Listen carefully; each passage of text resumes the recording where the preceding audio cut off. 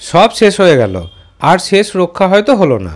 বাংলা সিরিয়ালের জনপ্রিয় অভিনেত্রীদের মধ্যে একজন হলেন অভিনেত্রী উষসী রায়, যাকে আমরা বহু বছর ধরে অনেক ধারাবাহিকে প্রধান নায়িকার ভূমিকাতে অভিনয় করতে দেখতে পেয়েছি। মাঝে অনেক দিনের জন্য বাংলা সিরিয়াল থেকে বিরতি নিয়েছিলেন অভিনেত্রী। প্রায় 4 বছর পর আবারও বাংলা সিরিয়ালে ফিরেছেন তিনি। এই মুহূর্তে অভিনেত্রী উষসী রায়কে স্টার জলসার গৃহপ্রবেশ ধারাবাহিকে প্রধান নায়িকার ভূমিকাতে অভিনয় করতে দেখা যাচ্ছে। ওদিকে তার বিপরীতে প্রধান নায়কের ভূমিকাতে অভিনয় করছেন অভিনেতা সুস্মিত মুখার্জি। সুস্মিত মুখার্জিও বেশ অনেকদিন পর আবার বাংলা সিরিয়ালে ফিরেছেন। গৃহপ্রবেশ ধারাবাহিকটি শুরু হয়েছে তো এই সবে কয়েক মাস হলো।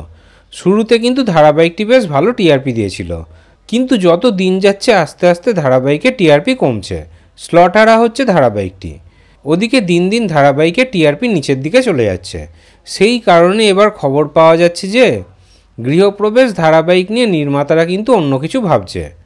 তারা ভাবছে যে আগামী দিনে ধারাবাহিকে নতুন নতুন চমক আনবে, আর তারপরেও যদি ধারাবাহিকের টিআরপি না বাড়ে তাহলে দুর্ভাগ্যবশত এই ধারাবাহিকের টাইম স্লট হয়তো পাল্টে যেতে পারে।